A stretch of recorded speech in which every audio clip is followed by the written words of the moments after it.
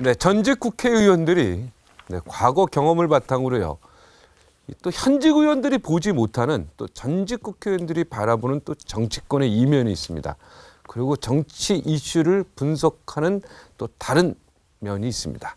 오늘 전직 의원들이 바라보는 날카로운 분석을 지금부터 이 정치 현황에 대해서 어떻게 분석하는지 지켜보도록 하겠습니다. 오늘 출연자 화면으로 만나보시겠습니다.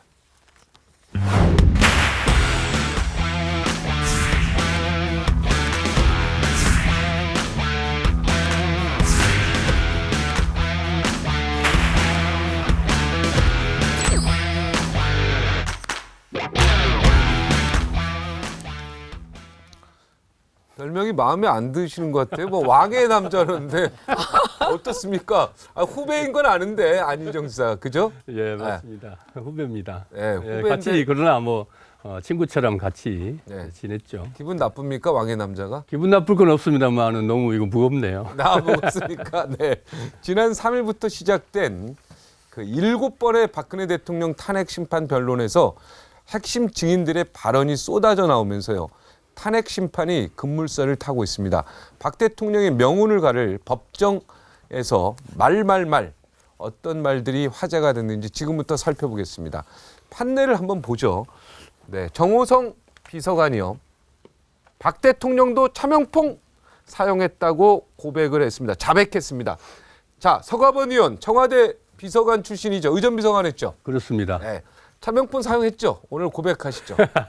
차명폰 청와대에서 핸드폰이라 차명폰 그러죠? 사용한다. 참 놀랐습니다. 아, 그 차명폰을 청와대에서 사용할 수 있겠습니까? 더군다나 대통령이 사용했다는데 그럴 수 없죠. 차명폰 사용이 보니까 이 형량이 높습니다. 어떤 범죄보다 3년 이하의 징역, 1억 원 이하의 벌금입니다. 1억 사실 벌금이 1억까지 올라간 형벌이 별로 없거든요. 네. 그럴 정도로 이렇게 중하게 다루고 있는데 사실 내가 한 것을 뭔가 구린이 좀 숨기고 싶은 사람들이 네. 사용하는 게 차명폰 아닙니까?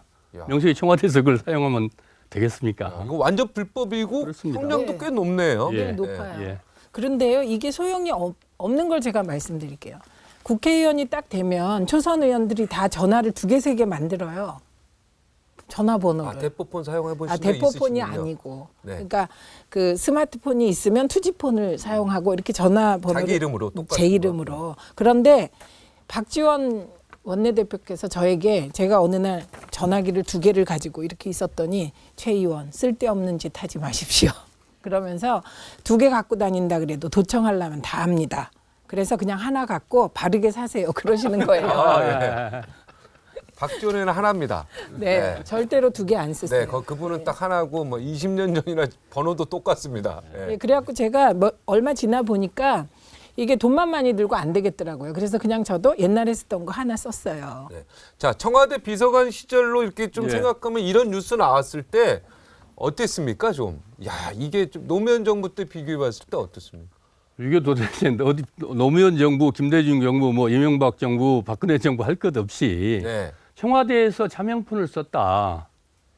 이게 어떻게 우리 상상 속에 있겠습니까? 우리 머릿속에 있을 수가 있겠습니까? 청와대 차명폰 아니어도 사실 그 비화폰이 있거든요. 이제 도청 못하는 폰이 줘요.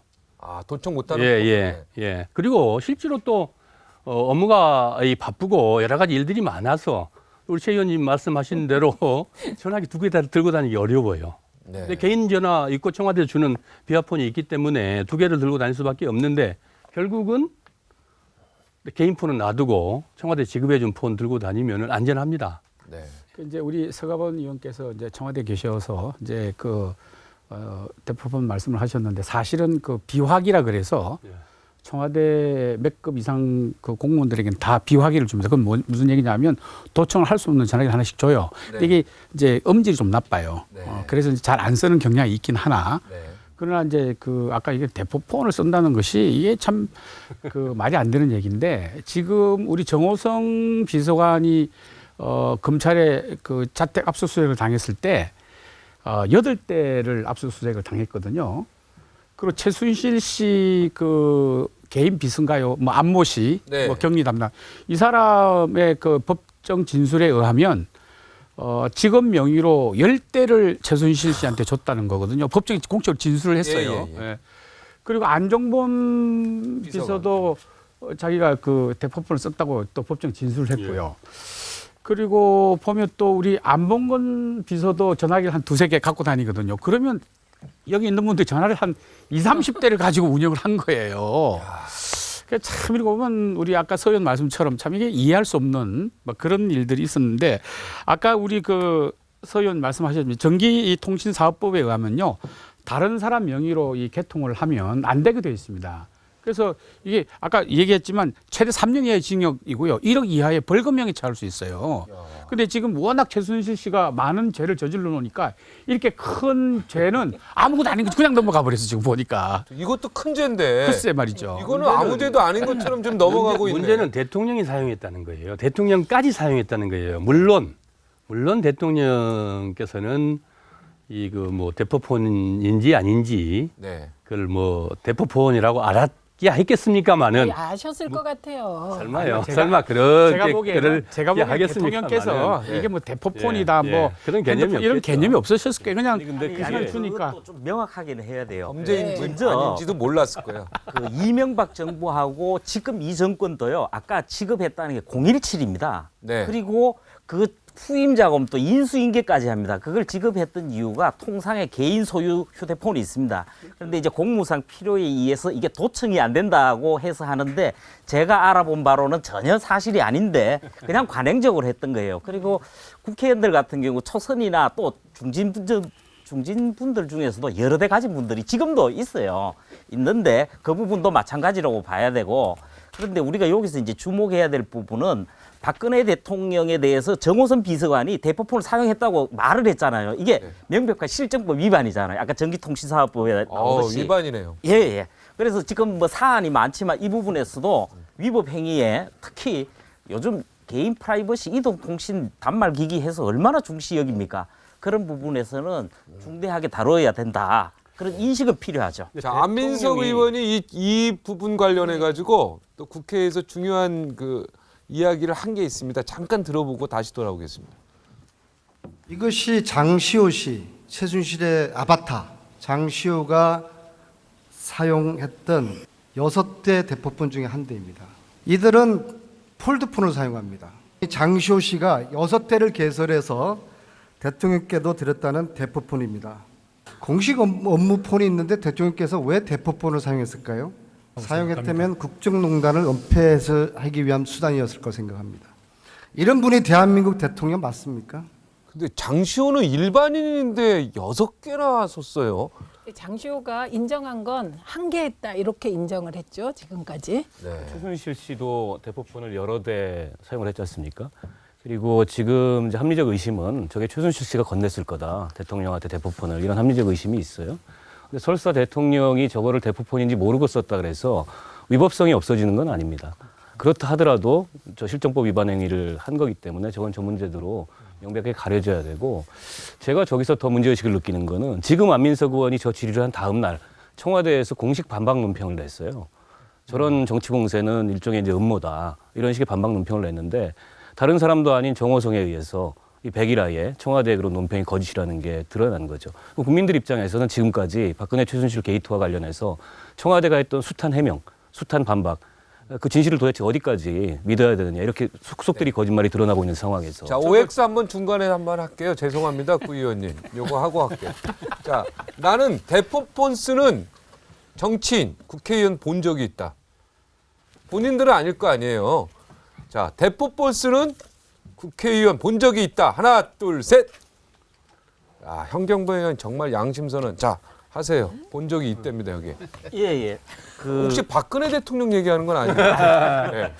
그 부분은 뭐 지금 이제 뭐 법정에서 자꾸 드러나고 있으니까 이 정권 자체는요 청와대를 비롯해가지고 관련자들이 대포폰을 거의 다 사용하고 있잖아요. 그러니까 그 부분은 뭐 사실상 아이고. 우리가 확인되는 것 네. 같고 정치인들 중에 저는 여러분들이 있어요. 특히 국정원 출신이라고 그럴게요. 국정원 출신인 분이 있는데 그분은 거의 자주 바꾸세요.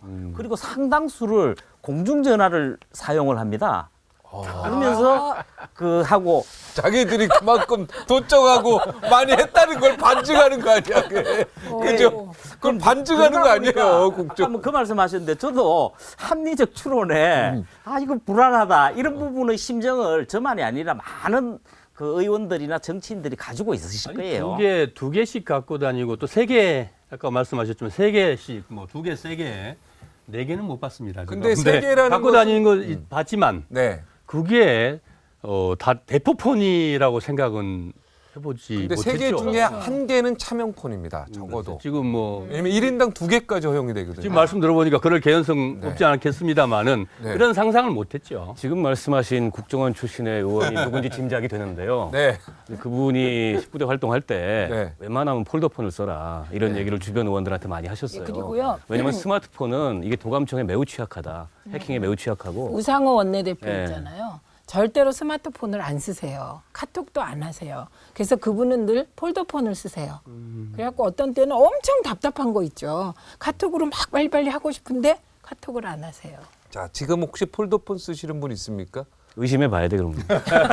아니, 여기 또 대사 영상 하나 줬으니까 그쪽에 또 관심이 굉장히 많잖아요. 제가 중국에 그 외교관으로 나와 있을 때 썼던 전화는 일반 전화인데요. 이미 각오하고 그냥 일반 전화를 씁니다. 왜냐하면 어디든지 다 그 이 대사들 네. 뭐 이런 외교관들한테는 그렇죠. 이렇게 국익을 위해서 나쁜 건 아니고 국익을 위해서 이렇게 저렇게 기술적으로 하고 있더라고요. 그래서 각오하고 그래서 이제 전화를 그렇게 쓰는 거죠. 거기에는 상대국에서 하는 것도 아, 포함되십니다. 그럼요. 상대국에서 하죠? 주로 상대국이죠. 그러니까 이제 나쁜 짓 하려고 한 게 아니라고 전제를 붙이고 얘기하시게 된 거예요. 우리가 네. 지금. 네. 하여튼 오늘 처음으로 라이브 쇼를 통해서 우리 서가번 의원이 나와서 이게 1억 원 이하 굉장히 큰 죄다. 3년 이하 징역이다. 절대 대포폰요. 대통령이 썼다 그래서 나도 쓰면 된다라고 착각하면 큰일 납니다. 이건 안 되는 거예요. 예. 그 법 확실히 맞죠? 맞습니다. 예, 확인 안 하겠습니다. 예. 자, 안종범 수석이 박근혜 대통령이 지시해서 최태원 회장 사면을 검토했다. 예, 이거는 뭐 있을 수 있는 거 아닌가요? 어떻게 일단 서가번 의원부터 추천한 적 있죠? 사면 추천한 적 있죠? 노무현 대통령한테. 사면은 저희 업무가 아니고 저는 의전 업무였습니다. 그래서 저한테 그 업무가 들어오지는 않는데 네, 그래도 그런 민정 쪽에 이렇게, 그러나 예, 그런 추천하죠. 민원들이 오죠. 오죠, 솔직히. 예, 네. 솔직히 말해서 뭐 사소하게 술 먹고 싸워서 또는 뭐 운전면허 네.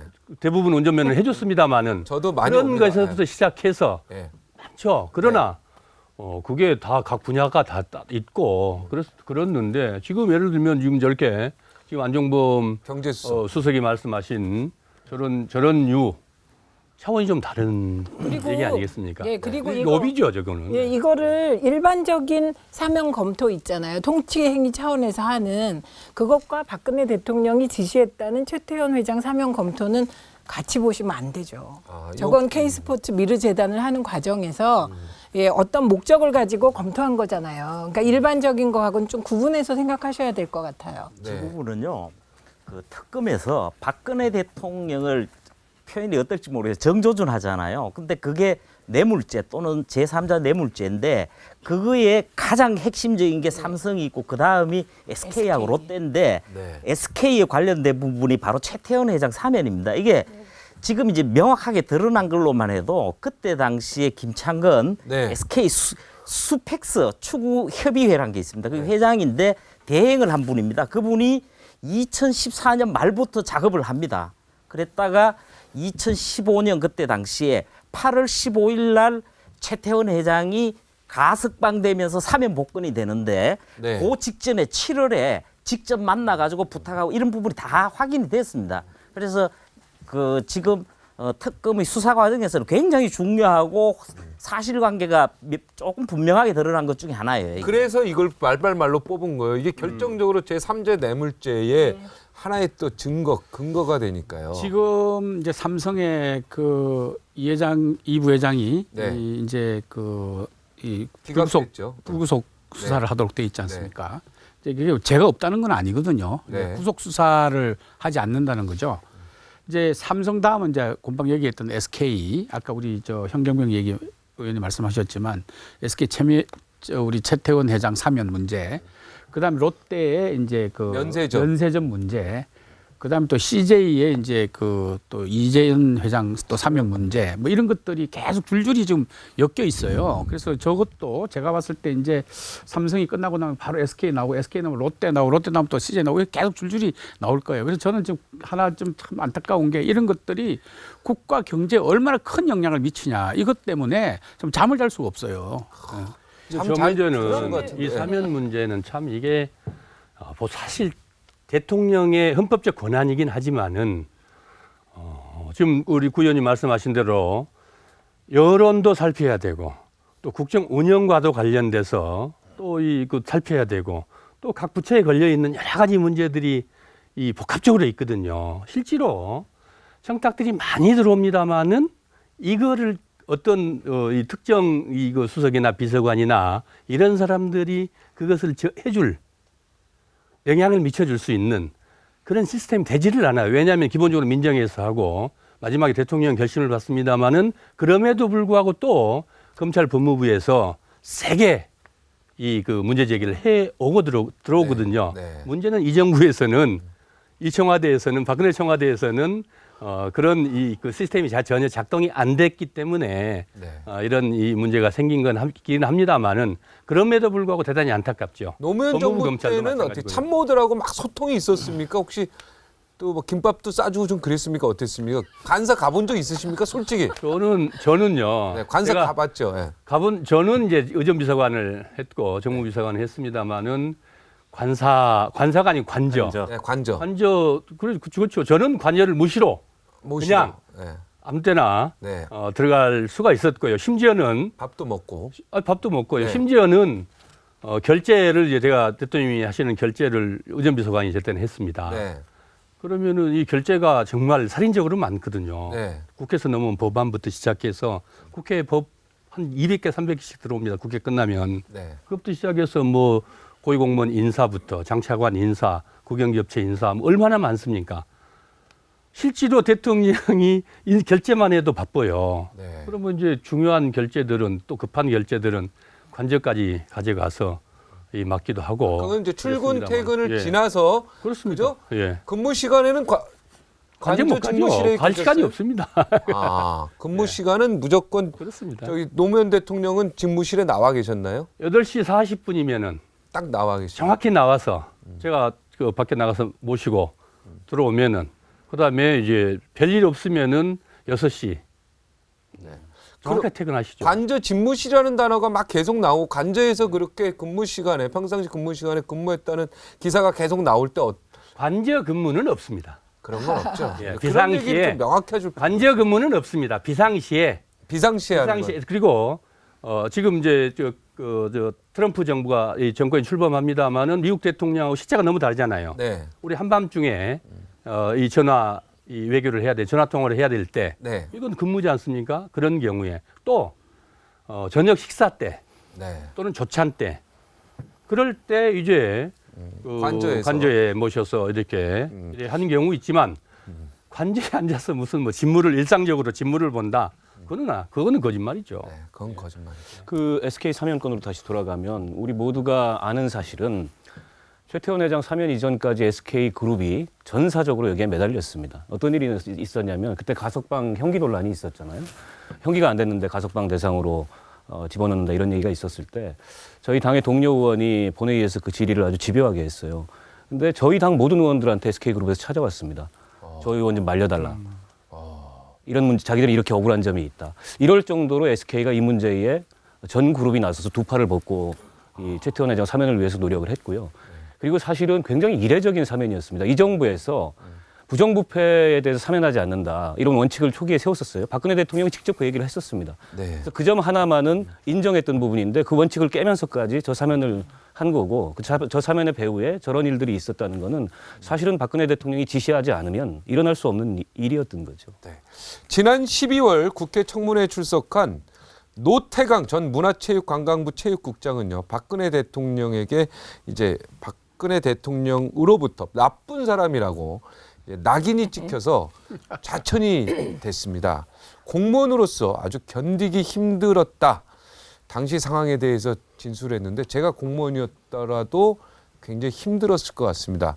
일단 관련 영상을 보고 다시 돌아오겠습니다. 대통령이 진재수 과장하고 노태강 국장을 콕 찍어서 나쁜 사람이라고 했다는 얘기는 언제 들었습니까? 증인이 뭘 잘못했다는 겁니까? 뭐가 잘못했다는 지적은 없었습니다.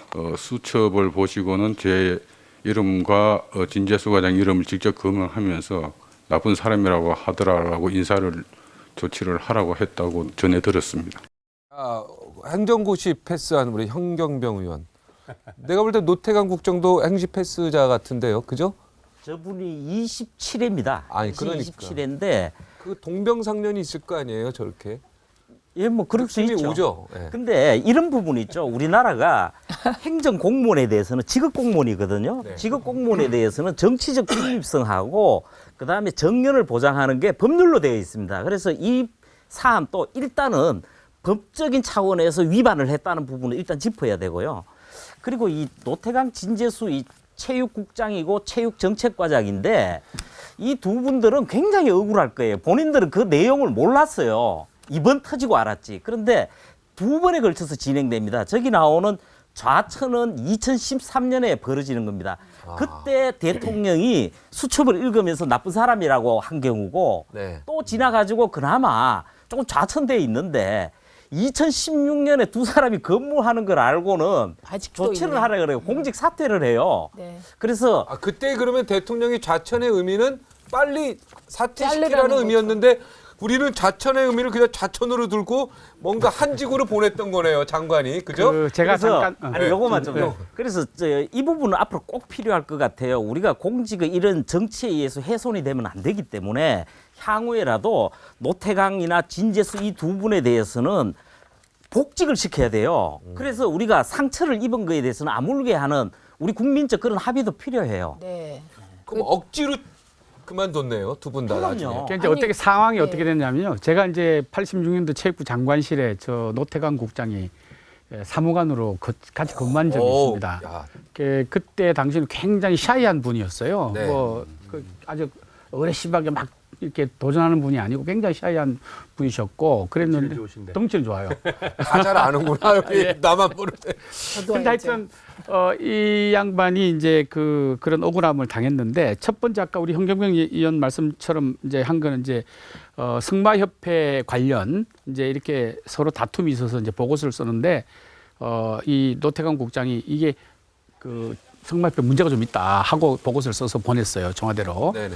그랬는데 바로 하루 뒤에 그 승마협회 전무가 찾아와가지고 당시 이따위 이 보고서 올려도 되겠냐라고 하는 바람에 굉장히 놀랬다는 거예요. 그러니까 공식 루트를 통해서 올린 보고서가 하루 만에 그 내용이 전부 승마협회 전무가 알고 찾아서 항의하는 정도로 이게 승마협회 전무가 어디 감히 대한민국 문화체육 네. 관광부 국장에게 소리 지른다는 게 나 있을 수 있는 일입니까? 그래서 말이 안 되는 거예요. 이거 자체가 말이 안 왜 되죠. 말이 안 되냐면 이제 제가 방송위원회에서 부위원장을 했잖아요. 그럼 그게 방송위하고 문화부는 맨날 싸워요. 방송 정책을 놓고.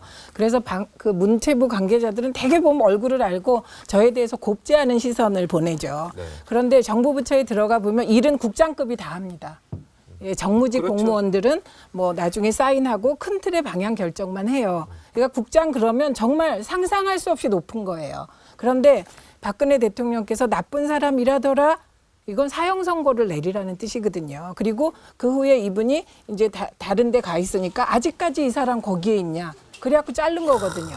그래갖고 저희 같은 사람은요, 이 공직이 얼마나 중요한 걸 몰라서 방송위원회 부위원장 되고 나서 뭐 조금만 압력이 들어오면 저 그만둘래요. 이런 태도였던 거예요. 그러면 직업 공무원들이 그러시면 절대 안 됩니다. 그 자리까지 올라가시려면 우리는요 평생 못 올라가고 가는데 그런 말씀하시는 건 우리에 대한 모욕입니다 할 만큼 옷 벗는 걸 두려워하십니다. 그래서 두 번째 아까 얘기하셨는데 두 번째 또 이제 나쁜 사람이 아직 그 사람 아직도 있어요라고 얘기했을 때 어떻게 또 이렇게 그 해직을 당했느냐면 이 국립중앙박물관에서 이제 프랑스 장식 미술전을 했어요. 했는데 여기 이제 그 엉뚱하게도 프랑스의 고가 원피스를 앞에다가 전시를 하면서 뭐라 그럴까요? 이제 전시관에 판촉 행사를 하겠다고 그렇게 얘기를 했어요. 그러니까 이 사람들이 안 된다고 이제 버티다가 아마 제가 보기 이것도 이제 최순실 씨에 관련된 어느 쪽에서 연락이 왔겠죠. 아이디어일 수도 예, 있다. 예. 그래서 그냥 이 양반이 이제 두 번째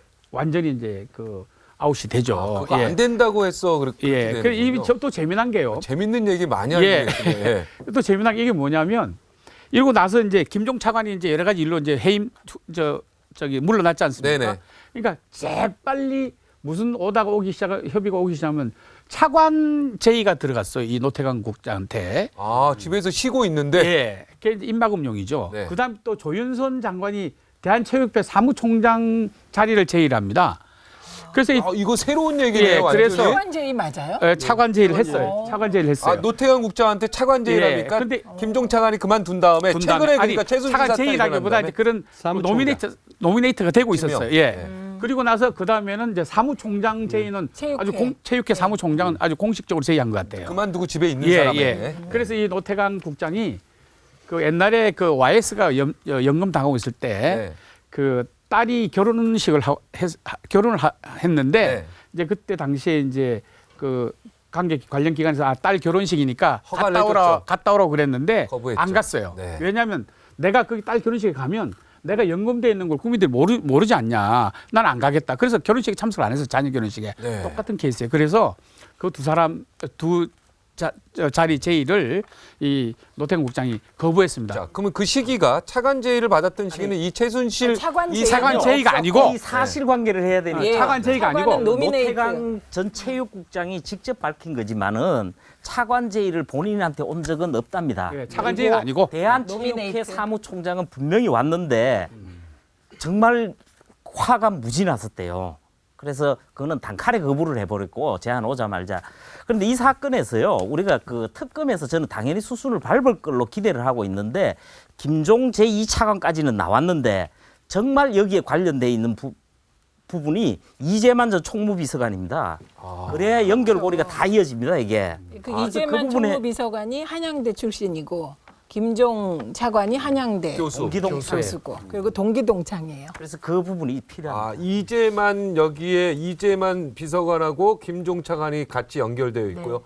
그럼 전 궁금한 게 시점이 대한체육회 사무총장으로 임명이 떨어질 때 그 시기는 이 최순실 사태가 벌어진 다음이에요, 아니에요? 이후입니다. 이후에 그럼 입막음이 확실하네. 뿐만 아니라 요 그 김종덕 그 얼마나 장관이 나빠요. 공직으로 실국장급 한다는 게. 실국장급 6명한테 사표를 받았잖아요. 5명이 다 잘리고 1명이 남았어요. 그분이 한양대 출신이에요. 예. 아 그런데 그 부분 또 6분 중에 제가 아는 분들이 여러 분이라서 그런데 3명이 이제 인사조치를 당하고 3명 끝까지 버텼어요. 버텼는데 그 중에 한 분은요 한동안 자기가 여행을 떠나도 조용히 사라질 테니까 기다려달라 그러더라고요. 근데 나중에 본인한테 들은 이야기지만은 정신과 치료를 받았더라고요. 당시에 그 사람들은 본인들이 받았을 충격이라는 게 우리 박종진 앵커께서는 전에부터 최경락 전 경위나 한일 경위에 대한 남다른 관심을 가지고 있으시잖아요. 그럼요. 억울한 그 일이 있어서는 사건이 안 되죠. 굉장히 큰 내용을 담고 있어요. 그렇듯이 이 사건도요. 네. 캐면 아주 사실관계 내용이 많습니다. 이게. 노태강 국장님 꼭 한번 라이브 쇼에 모시고 싶습니다. 제가 전화를 그렇게 했는데 전화번호를 바뀌셨는지 안 되더라고. 전화번호 나중에 끝나고 알려주세요. 자, 아까 진재수 이분 난 더 억울해. 이분은 네. 과장이잖아. 앞으로 그렇죠. 진짜 말리 남았는데 이분은 뭐야? 이분은 뭐냐고 이분은. 나이는 뭐- 조금 있으세요. 아, 나이는 있는 분인데. 아, 예, 그래요? 근데 이제 그 워낙 착실한 분이고 네. 인품이 좋아가지고 평판이 좋았던 분인데 두 분 다 그렇다고 봐요. 저분들은 법적 절차를 거쳐서 네, 아까 해야죠. 말씀한 법적 절차를 거쳐야 되겠죠. 근데 이거 어떻게들 보실지 모르겠는데 지금 국회에서 제출한 이 탄핵 심판 사유 중에 여러 가지들이 있지 않습니까? 근데 이게 가장 간결하고 그리고 어떻게 보면 최순실 박근혜에 대해서 크지 않은 팩트인 것 같지만 크지 않은 문제인 것 같지만은 결정적 탄핵 사유가 될 수 있어요. 왜냐하면 공무원법을 권한남용? 위반하고 이 직업공무원제 안정성을 흐트러뜨린 아주 명백한 사실관계가 나온 거기 때문에 저건 어떻게 부인할 수도 없습니다. 근데 이게 이 우리 5개는 팩트거든요. 우리 그죠? 박 의원님 말씀하셨던 것처럼 이게 작지만 큰 사건이라고 얘기한 것 중에 저도 동의하는 부분은 어떤 부분이냐면 딴 거는 무슨 돈을 주고 받고 예. 뭐 지원하고 말고 뭐 이런 얘기인데 이거는 인간에 대한 도리에 관한 문제거든요. 국민들이 그리고 분노를 할 수밖에 없어요. 이게 국가 예. 기강을 무너뜨리는 거예요. 국가 예. 시스템 우리가 관료제를 채택하고 있는 거잖아요. 사실은 그 시스템을 붕괴시킨 거죠. 예, 그래서 이게 이 사건이 작지만 아까 우리 박 의원 말씀드린 작지만 굉장히 크고 아픈 국민으로서 굉장히 아픈 얘기예요. 그리고 이 사람들 공무원으로 잘 다니다 아까 우리 현 의원 얘기하셨지만 그 행정고시 합격해가지고 얼마나 전도 양양에 갔겠어요. 근데 갑자기 자기 자리가 그냥 날아가 버렸으니 가족들이나 주위의 친지들 친구들에게 어떤 마음이겠어요. 체급락 그래서 이것이 나중에는 다 뭐 복직이 된다거나 뭐 이렇게 돼야 되지 않겠나 이렇게 생각합니다. 당연히 복직돼야죠. 최경락 경위도 난 너무 안타깝고 한일 경위도 빨리 복직돼야 되고 이 두 분은 반드시 복직돼야 됩니다. 어떤 형태로든지. 그리고 그동안 밀린 월급도요. 무조건 받으셔야 돼요. 그죠? 얼마나 마음고생해서 다 동의하시죠? 맞습니다. 반대하시는 분 있으면 손 들어주세요. 나가세요. 네. 자, 이승철 정경련 부회장이요. VIP 뜻이 이제 대통령 뜻이라고 하죠? 비서관님 네, 맞죠? 맞습니다. 송가보 의원님. 300억 원이 적다. 네? 500억 원으로 늘려라. 이게 지금 미르재단 맞습니까? 그죠? 네. 이거요. 이 뒤에 뭐가 붙었는지 아세요? 청와대가 쓰레기통까지 챙겼다. 이게 붙어 있습니다. 아, 쓰레기통까지 네. 챙겼다. 아, 저 거기서는 어떤 말이냐면은 처음에 미르재단하고 K스포츠재단 두 개가 있잖아요. 그래서 각 300억 원씩 걷으라 그랬는데 다시 VIP 뜻이랑 VIP랑 대통령입니다. 대통령을 통해서 안종범 전 수석한테 해가지고 각각 500억 원으로 늘리라 그런 거예요. 그럼 1000억이 돼야 되잖아요. 그런데 어떻게 이제 53개 기업으로부터 출연금을 받습니다. 받아가지고 780원 조금 안 되게 받잖아요. 774억 원을. 그러니까 사실은 중간 정도로 걷기는 걷은 거예요. 저 지시에 따라서 실제 행동으로 옮겨진 거예요. 네. 걷어진 게. 오늘은 취재를 많이 갖고 예. 왔어요. 마음에 들어요. 오늘은. 아주 새로운 거 많이 나오고 있어요. 예. 이승철 부회장에 대한 유감은 저도 많이 있습니다. 왜냐하면 이 양반이 이 청문회 당시에 굉장히 거만하게 답변을 해서 김성태 위원장으로부터 지적도 받고 그랬어요. 네. 예, 그래서 굉장히 안 했죠, 거의. 안 하기도 하고 거만하게 앉아 있고 그래서 지적을 받게 됐는데 이분이 굉장히 아마 안종무 수석으로부터 전화를 압력을 받고 많이 압력을 많이 받아놓고 또 자신이 있었던 것 같대요. 자기 그 발언에. 그리고 다 뒤에 마무리가 돼 줄 거라고 생각하고 그렇죠. 계속 강하게 버티다가 심지어는 어느 말까지 했냐면 미르하고 K스포츠 합치게 했다. 이런 거를 정경련 부회장이 그런 얘기를 하고 있어요. 네. 말이 안 되는 얘기거든요. 이제 굉장히 거만한데 딱 상황이 돌아가는 걸 보니까 그게 아니거든요. 그러니까 제일 빨리 말 바꾼 분이 이분이에요. 근데 이분에 대해서 감정이 엇갈리는 거예요. 예. 이분이 정말 그러니까 좀 비속어로 하면 뺀질뺀질할 정도로 처음에 말을 안 했거든요. 예. 그런데 제일 먼저 말을 바꾼 분이세요. 예, 그렇죠. 예. 이게 뭐 기업들이 자발적으로 냈다, 뭐 이렇게 하다가 갑자기 청와대 지시로 했다 이렇게 말을 가장 먼저 바꿔서 사실은 이번 사태에 물꼬를 터준 분이시기도 하세요. 판단이 빨랐던 거죠. 판단이 빨랐다. 그리고요, 그 당시 제가 뭐 이승철 부회장 편드는 건 아니지만 그 당시 국회에서 이 진실을 말할 수가 없었어요. 그 시기는요. 아니 근데 저는 약간 좀 특검 수사에서 이해가 되지 않는 부분이 지금까지는 이승철 부회장을 참고인으로 조사를 한 걸로 알고 있습니다. 근데 저분이 했던 역할을 보면 단순한 참고인 수준을 넘어서는 역할을 한 거예요. 어떻게 보면 이 K미르 스포츠재단 뇌물 사건의 적극적인 동조자 내지는 적극적인 가담자 내지는 공모자의 역할을 한 건데 저런 진술을 먼저 가서 했다는 이유로 면책이 될 수 있느냐. 이 점은 좀 평가가 필요한 것 같아요. 근데 이분은 본인이 피의자로 취득한 조사를 이득이 받아야 되는 없어요. 거죠. 본인이 네. 취득한 이득이 없기 때문에 아니, 아마. 본인이 취득한 이득이 없더라도 이게 기업들을 압박해서 그 자발적이지 않은 그런 뇌물을 걷는데 굉장히 주도적인 역할을 한 거 아닙니까? 안종범 씨가 손잡고. 저는요 이승철 정경영 상금 부회장인데 저분에 대해서 옹호하고자 하는 건 아닙니다. 그런데 사실은 그동안 정경련이요 어떤 정권에서든 그 청와대와의 보이지 않는 그런 상황에 의해 가지고 재단이든 이런 어떤 재정 사업을 지원 사업을 많이 해왔고 거기에서 오면 그대로 이행을 했기 때문에 본인으로서는 아까 말씀하셨듯이 다 지켜질 줄 알았던 거죠 자신을. 근데 보니까 이게 엄청난 사건이었고. 본인 스스로도 그 말을 했어요. 이렇게 무서운 사건인 줄 몰랐다고. 나중에는 겁이 났다고 그러는데 그러면서 본인도 법적으로 방어를 해야 되잖아요. 방어를 해야 되는데 이런 연결고리를 실체적으로 자기 입장을 밝힌 거죠. 그리고 지금 그 부분에 대해서 그 사법 처리 문제 부분은 전혀 다른 부분 같아요. 딴 부분은. 알겠습니다. 자, 갈 길이 멉니다. 자, 송경식 CJ 회장이죠. 예. 네, 회장님이 박근혜 대통령하고 독대하면서 CJ 영화 좌편향 불만을 토로했다. 야, 우리 최민희 의원이 여기는 할 말이 좀 많을 것 같은데요. 이게 소위 이제 블랙리스트랑 또 연결이 되는 거 아니겠습니까? 네. 예. 제가요 법안을 하나 찾아봤어요. 2014년 7월에 문화예술산업진흥법인가 기본법인가 이런 법이 생겼더라고요. 네. 그러니까 그 블랙리스트를 한쪽에서는 작성해서 실행에 들어가고 다른 한쪽으로는 법을 만들었더라고요. 문화부 이게 정부 입법이에요. 그래서 그 내용이 뭐냐면 문화예술 단체를 등록하도록 의무화한 거예요. 그래갖고 그 서류를 들여다보겠다고 하는 거죠. 네. 지원을 그러니까 해주려고 하는 거 아니겠습니까? 그게 지원이 아니고 과거에는 그냥 지원을 했어요. 그리고 문화에 대해 그 전제가 뭐냐면 지원을 하되 간섭하지 않는다예요. 그런데 간섭하는 법을 만들었다고요. 그래서 제가 등록한다는 네, 걸. 이 법에 대해서 기자들이 취재해 주기를 저는 바랍니다. 그거 왜 만들었는지. 어느 정부 때입니까? 그게 2014년 7월에. 그럼 박근혜 정부 네, 때요? 박근혜 정부 때 한편에선 블랙리스트를 하고 다른 한편으로는 정부 입법으로 문화 단체들을 이렇게 들여다보는 법을 만들었다. 그러니까 이 한마디로 얘기하면 우리 저 의원님 말씀, 최 의원님 말씀처럼 저 한마디로 얘기하면 지원을 통한 통제예요. 그렇죠. 지원을 해주고 통제하겠다는 거예요. 예산을 통해 통제하겠다는 거죠. 그 법까지 만들었어요. 문제는 예산을 지원해주고 통제하는 것뿐만이 아니고 지금 사기업이 기업 활동을 하는데 그게 좌편향이다. 뭐 영화 전직 대통령과 그 관련된 뭐 영화를 만들었다고 해서 네. 저기 보세요. 그래서 대표를 잘라라. 이제 이렇게까지 들어간 거 아닙니까? 근데 CJ 문제는.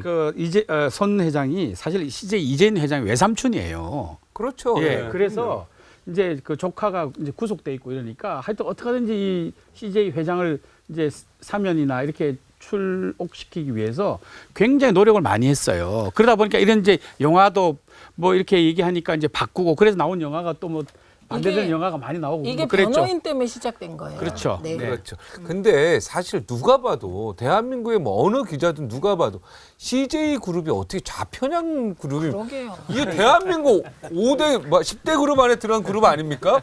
그리고 이재현 회장, 이미경 회장, 부회장 뭐 저도 다 개인적으로 뭐 건너서 알고 다 아는데 그분들 좌편향 아니에요. 근데 어떻게 어쩌다가 난 CJ가 이렇게 좌편향이 됐는지가 이해를 못 하겠어. 사실 이 사건이 터지기 전에 이 정권에서 이 장관급 한 이 그 관료 출신이죠. 퇴직해서 네. 만나서 저녁 먹고 술 한잔 했는데 참 그때 참 충격적인 얘기를 들었었어요. 근데 왜 지금에야 가만히 보니까 계셨어요? 몰랐죠. 지금 이런 사건이 벌어졌는지는 몰랐죠. 네. 무슨 얘기 들었습니까? 김기춘 비서실장이 불러서 갔더니 말로 지시를 하는 게 아니고 그래서 종이를 어디다 보여주면서 건네주면서 봤습니까? 이해됐습니까? 하십시오. 내용이 그러더니 그러더니 이해 다 됐습니까? 다시 한번 확인하고 찢으세요. 이거 그거 찍지 말고. 그래서 해버리면서 그 양반이 김기춘은 사고 나도 무슨 사고를 내도 절대로 걸리지 않을 사람입니다. 그거 녹음- 그게 뭐냐면 이 CJ를 찍어내라. 처벌해라. 단속해라. 내가 볼 때 내일 특검 소환인데? 청문회 소환인데? 소감원 의원 오늘? 그랬는데 이거 굉장히 중요한 내용이에요. 이거 오래된 얘기입니다. 네. 이번 사건에 네. 이게 지금 터지더라고요. 진짜 현역 아니어서 아깝다 정말. 진짜 만약에 현역이 아니었습니다. 현역이었으면 이거 불체 뭐 있잖아. 그렇죠. 면책 기본으로 이거 딱 이게 내기였으면. 이 사건도 사건이고 지금 그 문제 인물 김기춘. 네. 김기춘이 대한민국 현직 장관에게 비서실장이 현직 장관에게 말도 아니고 종이로 이렇게 써서 거기서 정말 죽고 싶더랍니다. 얼마나 모욕적인지 녹음이라도 해두시지. 녹음을 할 수가 없잖아요. 녹음을 못하게 보셨습니까? 이해했습니까? 진행하십시오. 찢으세요. 뭐 녹음 혹시라도 녹음할까 봐서 그런 거죠. 중정 대공수사국장 다운 방식으로 했네요. 그렇습니다. 정확하게. 근데 현직 장관이 그러고 나서 그 지시 이행 안 해서 얼마 있다 잘렸습니다. 요거 기사감입니다. 네, 그분 기사감. 누군지 알 것 같아요. 네. 원부분으로 밝히세요 그러면. 그분 돌아가가지고 얼마 있다 저게 잘린. 쟁점이 됐던 게 정말 이제 놀랍습니다. 변호인도 있고 특히 쟁점이 됐던 게 광해인데 사실은 그 이후에 그 박근혜 정부에서 뭐 우편향적 영하다 그렇게 보시는데 저는요 광해도 그렇고 인천 상륙작전을 아무리 봐도 그게 왜 좌편향이고 우편향 왜 지금도 모르겠어요. 아, 그리고 CJ가 그거 돈 되니까 하는 거예요. 야, 여기서 잠깐 기업이 잠깐 그런 하죠. 데만 하죠. 변호인 솔직히 얘기해야 돼요. 뭐 정의당이라 그래서 재미없는 영화인데 나 뭐 재밌다 이러면 안 돼. 변호인 재밌게 봤다. O.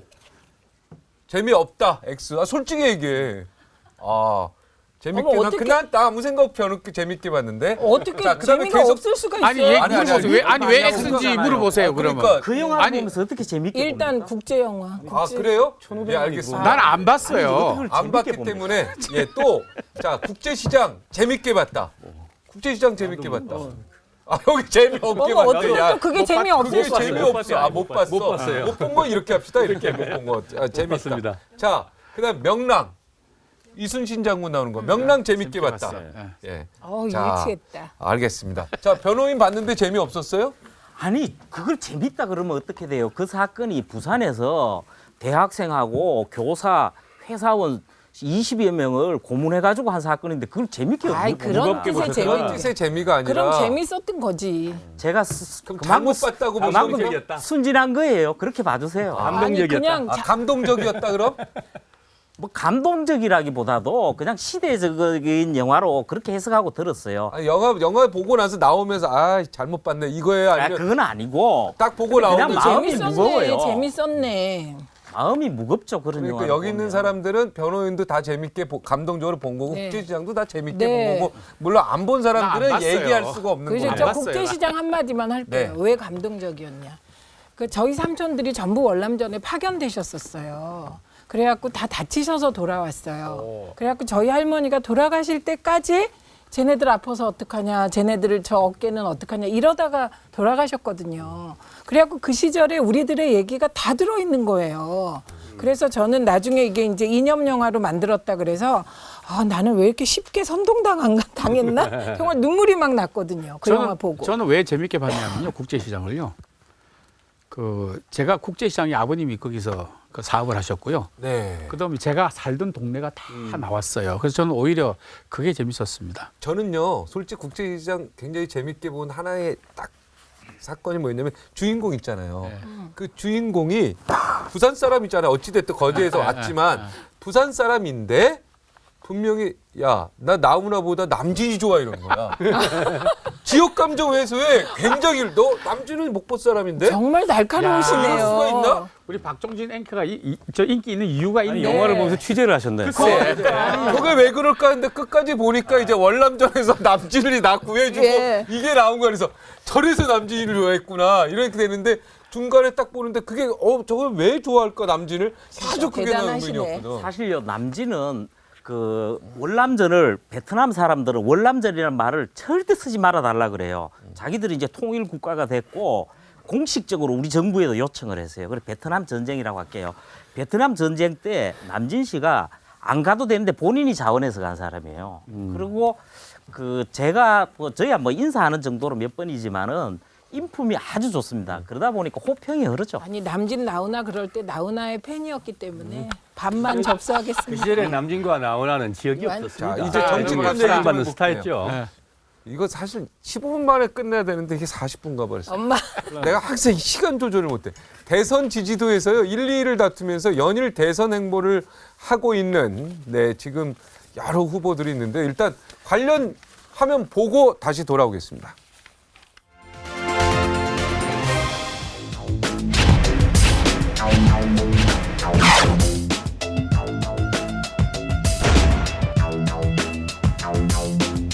제2의 박근혜 또는 박근혜 2탄이라고 생각됩니다. 정치 교체도 정권 교체도 아니고 사람 교체고 말장난 같습니다.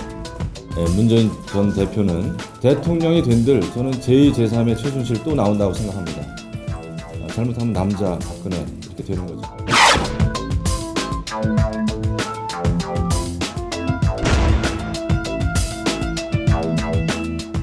문재인 전 대표가 발표한 81만 개의 공공부문 일자리 공약은 한마디로 정신 나간 소리입니다. 나라가 거들나도 대통령만 되면 그만입니까?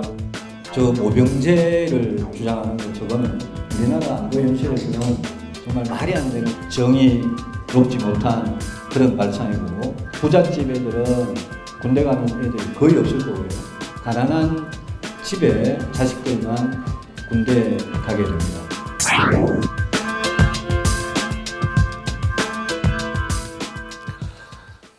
네, 뭐 대선 지지도 1, 2 다투면서 대선 행보하고 있는 이 두 분이 지금 굉장히 논란에 빠졌는데, 자 한번 읽어볼게요. 요즘에 오늘 이런 얘기가 왔습니다. 문재인 우리 최민희 의원은 굉장히 기분 나쁠 것 같은데. 네, 기분 나쁩니다. 네.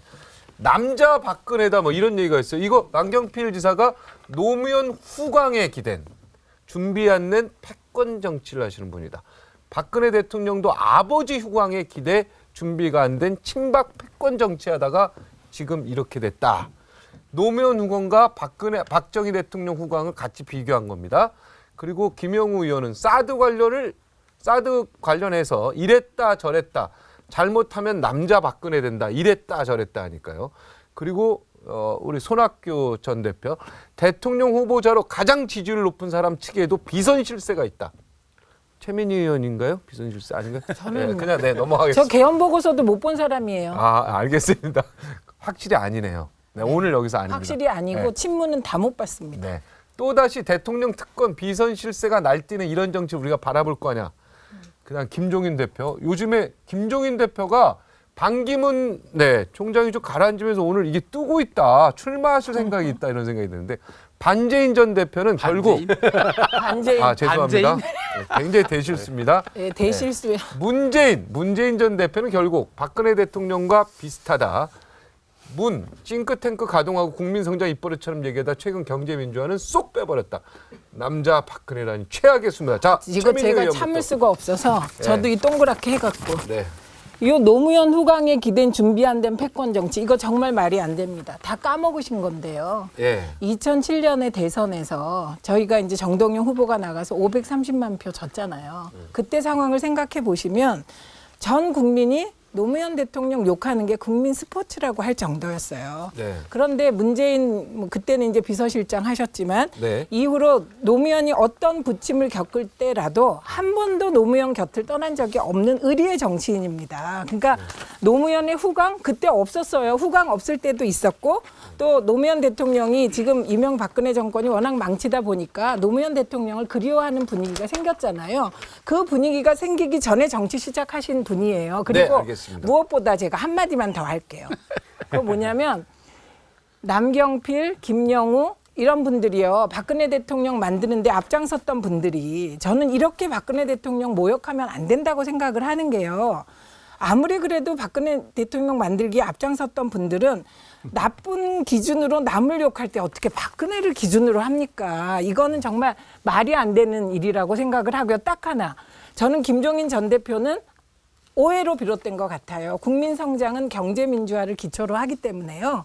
경제 민주화를 버린 게 아닙니다. 네. 근데 문재인 전 대표는 결국 박근혜 대통령과 비슷하다 이런 얘기한 거는 이분은 곧 일단 대통령은 민주당에서 떠나실 것 같은 느낌인데 이 멘트하고 어떻게 민주당이 있습니까 지금? 민주당의 가장 대선 1번 주자인데. 그러니까 제 말은 이 말하고 박근혜 떠나실 것 같은데 저는. 박근혜 대통령과 비슷하다는 뜻은 대통령 되기까지 될 것 같다 이런 뜻으로 제가 받아들여지고요. 제가 한 말씀 드릴게요. 그 지금 저기 박근혜스럽다, 뭐 박근혜 비슷하다 이런 얘기는 저걸 압축하면 뒤에 비선 실세가 있다 이걸로 볼 수 있어요. 이 말을 볼 수 있어요. 또 아니요 제가 말씀을 드릴게요.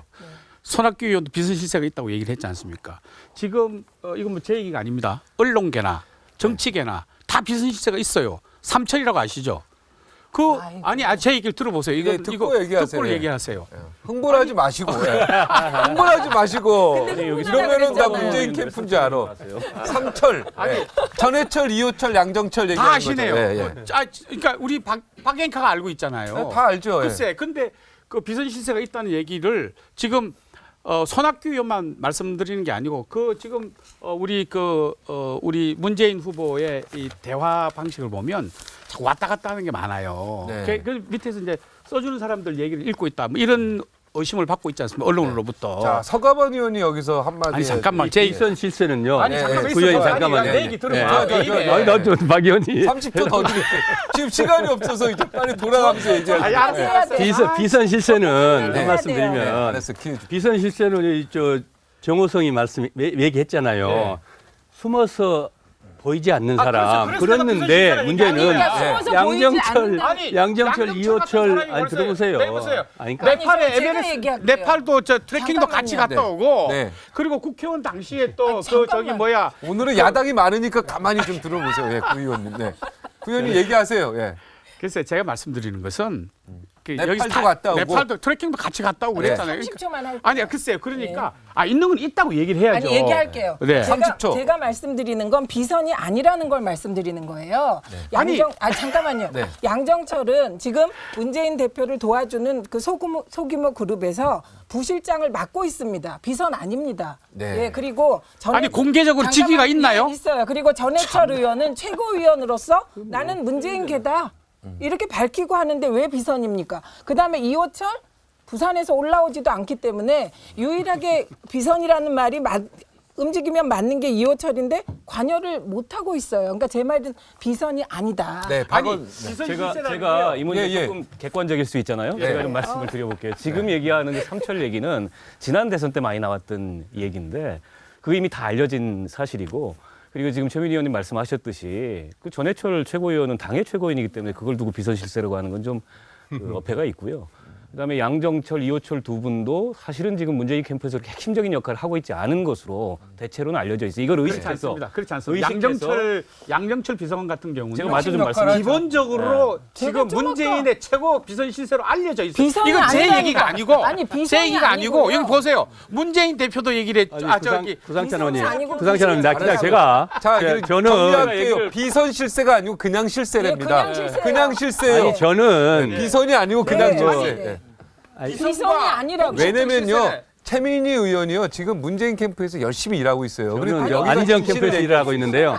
들어보세요. 이제 실토 다 나오네. 이게 뭐냐면은 비선 실세든 뭐 실선 실세든 실세는 그 큰 권력을 가지고 있어야 되는데 대통령 아직 되지도 않았잖아요. 이미 대통령 행사를 하고 있잖아요. 어쨌든 그런 걸 가지고 이렇게 하시면 그렇고 마무리 저기 지금 많이 하시는 남경필 의원님이나 많은 분들 손학규 전 대표까지 저러시는데 제 짧은 이 소견으로 보면은 저렇게 그 사리에 맞지 않고 근거에 맞지 않고 특히 대통령이 되겠다고 하시는 분들이 상대 후보들을 그렇게 그냥 긁고 사실에 기초하지 않고 이렇게 그냥 언론이나 또는 언론도 그렇게 하지 않죠. 일본 시중에서 하는 그런 그 루머 가지고 그렇게 하시는 분들 치고 진짜 대통령 된 사람 못 자, 서가번 의원, 나 여기서 하나 어려운 질문할게요.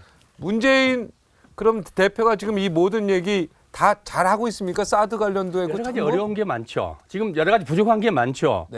제가 봐도 또 조마조마한 것도 비서관 있고. 할 때 비서실장이었잖아요. 그렇습니다. 그러나 어쨌든 그런 모든 것들을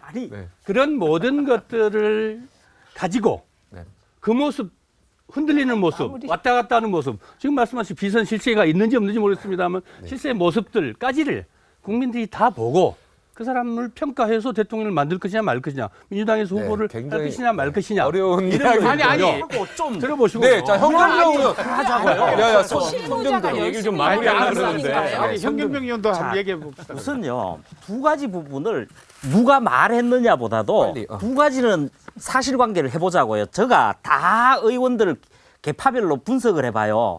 그러면은 새누리당이 친박당인 게 맞아요. 한 5, 60% 정도 돼요. 그런데 더불어민주당은 친문이 60, 70%가 넘잖아요. 34%요. 그 부분이 하나가 있고, 그다음에 또 한 부분이 지금 박근혜 대통령에 대해서 논란이 되는 부분은 비선 실세 부분은 깜도 안 되는 사람이 여러 가지 비법적인 걸 했기 때문에 문제가 되는 게 있지만 더 본질은 뭐냐면요. 소통을 안 하고 독선적이라는 부분이에요. 그런 부분에서 지금 삼철을 비롯해서 과연 친문이 패권주의를 하면서 소통과 독선이라는 거에서 자유로울 수 있느냐. 소통을 좋아. 하지 않느냐. 이런 부분에 대해서 얼마든지 이야기를 할 수 있는 거예요. 자, 우리 다음 주에 100분하고요. 오늘은 서석권 변호사 오시기 때문에 박원설 의원. 네. 그러니까 어느 당이든지 계파가 있고 그다음에 다수와 소수가 있습니다. 근데 패권이라는 것은 숫자가 많다 그래서 패권이 아니에요. 패권적 행위를 해야 패권인 거죠. 이를테면 대의를 희생시켜도 우리만 살면 된다. 그게 지난 총선 때에 유승민 의원 공천 탈락 같은 친박들의 행위입니다. 네. 그런데 지난 총선 때 어떤 일이 있었습니까? 야당에서는. 문재인 대표가 물러나 버렸어요. 총선 이기기 위해서. 너무 안패권이야. 제가 다른 당의 후보이자 다른 당의 대표였던 분을 옹호하기 위해서 이런 얘기를 드리는 게 아니고 제가 객관적 시각에서 말씀드리는 겁니다. 네. 만약 그 문재인 대표가 새누리당 내 친박들처럼 자기하고 마음에 안 드는 사람 공천 탈락시키고 자기 마음에 사는 사람 공천 주고 이랬으면 패권이죠. 그런 행위가 오케이. 객관적으로 나타나지 않았어요. 아니 그거 자, 구상철 의원 발언 드릴게요. 아니 제가 하나. 아니 예를 이해전이 들어서 잘렸는데. 새누리당 같은 경우에 공천 아까 새누리당에 그런 거 벌어졌던 경우는 잘못됐다고 인정을 하잖아요. 그러면은 더불어민주당에서도 이런 부분에 대해서 명확한 사실관계라는 게 있잖아요. 아니 사실관계 이해찬이 탈락하고 정청래가 탈락했어요. 자, 그런데 아니, 아무것도 정적인 인물만 못했어요. 자, 구상철 의원. 자, 그러면은 아니죠. 자, 요거 하나만 들어요, 전부. 자, 딱 입을 막는 게 이거예요. 민주당에서 민주당 내에서 패권 정치라고 민주당 내에서 얘기를 하는데 왜 그 민주당 내에서 나온 얘기가 다 사실이라면 그게 말이 안 되는 자, 거죠. 알았어. 민주당에서 자, 문재인 패권 정치 맞다. O. 틀리다 X. 아, 나는 안 할게요. 나 진행자니까. 욕 먹어. 아, 오케이. 알겠습니다. 자, 구상철 의원 발언해 주십시오. 이거 또 콩떡 논란도 해야 되는데. 예. 아니 금방 우리 최민희 의원님 말씀에 내가 동의할 수 없는 게 제가 지금 패권주의라고 얘기하지 않아요. 언론에서 얘기를 하고 민주당 내에서 패권주의라고 요새 친노란 단어 안 씁니다. 친문이라는 단어 쓰죠. 그 패권주의를 하니까 문재인 패권 정치를 하니까 그러니까 다 나오려고 지금 몇 분이 지금 나오고 계세요. 아니 그러면요 제가 제가 좀 할게요. 그러니까 아니 정치라는 게요. 우리가 패권 정치라는 게 이게 패권 정치다 저게 패권이다 다를 수는 없지만 국민이나 언론이 보는 게 패권 정치라고 보여줘서 아니 보도를 하고 국민들은 있잖아요. 아니에요. 국민들도 아니고 아니 언론이란 언론이 게 너무 그러고 그렇잖아요. 있는 거예요. 언론은 게 국민의 시각이고 국회가 국민이에요. 아니 그렇지 국회 않죠. 내에서 그렇게 얘기를 하고 있는데 국회 왜 내에서 자꾸 누가 문재인 얘기하는데요? 패권 정치를 안 한다고 자, 얘기를 하세요. 다음 주 금요일 날 to be continued. 네. 요 콩떡 논란은 안될 것 같아요. 예, 요거는 좀 이게 뭐 우리가 다음 주 꼭 좀 불러주세요. 예, 꼭 좀 놀라서 이거 논란은 아니고 그냥 한번 읽고 가겠습니다. 반기문 MB 정부 인사 등 구시대 인물로 이 캠프가 채워졌다.